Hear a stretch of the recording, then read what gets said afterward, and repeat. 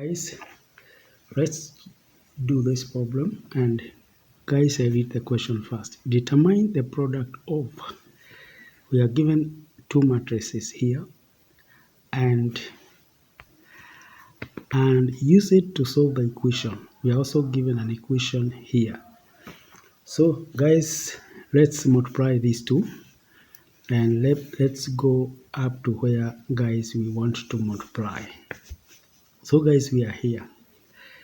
Guys, I have called this matrix M2, and this one I have called it M1. So guys, we are multiplying. When we multiply, guys, we usually multiply row multiply by a column. That is, we multiply this row and this column. That is, guys, we see -4. We multiply by 1 plus, we go to 4, multiply by 1. We go to this 4 and multiply by 2. As we add here, 4 multiply by 2. So guys, that's what we are going to do. And then we come here and write whatever the solution we have found, we put in this first position.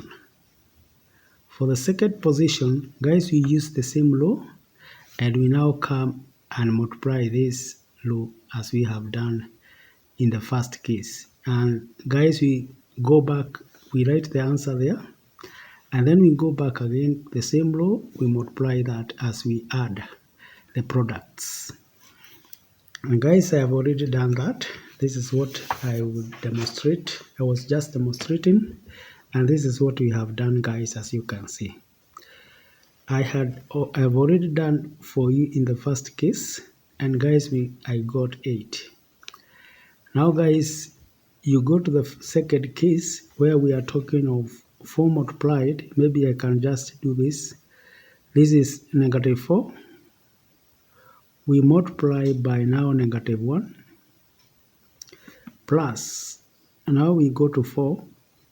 We multiply now by -2 because now we are dealing with the second column, -2 plus, here we still have 4. We multiply now by 1. Guys, if we do that, we shall get 0. Because as you can see here, we have, this is 4.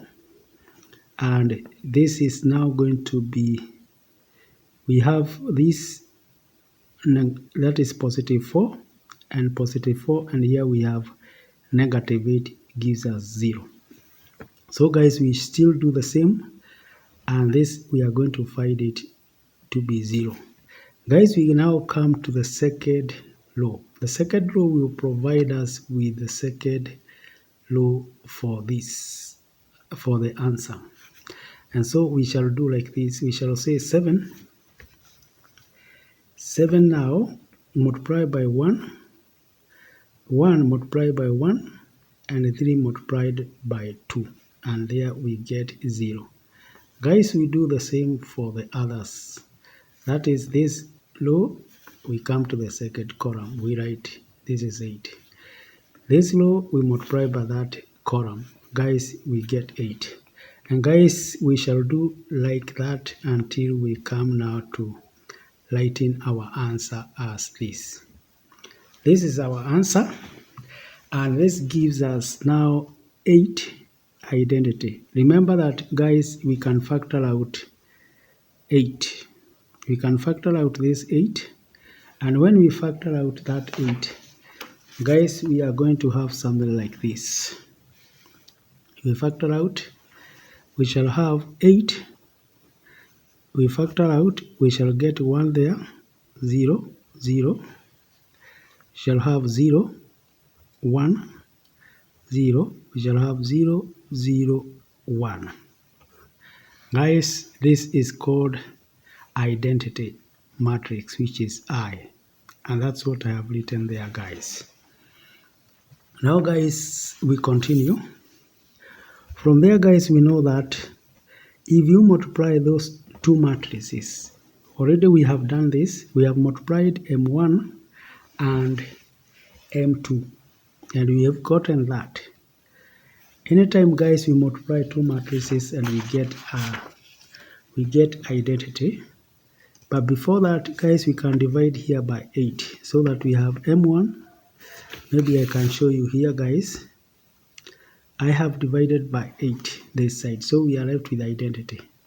But remember, guys, for us, if you multiply two matrices, M1, and you multiply another, you get identity. Then it means this is now going to be inverse matrix. And this is what we have. So M2 all over 8 is inverse matrix. And this is the inverse matrix of M1. Inverse matrix of M1 is equal to M inverse 2. And so therefore, this one we say is the inverse matrix of M1. That is inverse of M1. So guys, having the inverse of that, of the matrix of M1, we now come to this question. Guys, we have already finished with multiplying, because when we were multiplying, guys, we got this answer. So that was our answer for multiplication. Guys, now we come to the second question, where now we are solving this simultaneous equation right here. Guys, we write this simultaneous equation in form of matrix, and this is going to be 1, negative 1, 1, 1, negative 2, 2, negative 2, that is 2, 1, positive 3. Of course, we have also this matrix, and this is going to be like that, guys. So guys, now we come and look for the inverse of this. We multiply the inverse of this, that is, guys, as we know, this was our M1. Now guys, we multiply by M2. The inverse of this matrix, guys, already we have it, is actually this one. So if we multiply, we shall get inverse, we shall get the identity. And then guys, we come and multiply this other side, whereby we multiply this way. As I have shown you, here we've gotten the identity. And then we come multiply this other side with 4, 9, and 1. Guys, when we do that, we get X, Y, and Z. And these are the results we've gotten, guys. So this is 3 is equals to X, negative 2 is equals to Y, and negative 1 is equals to Z.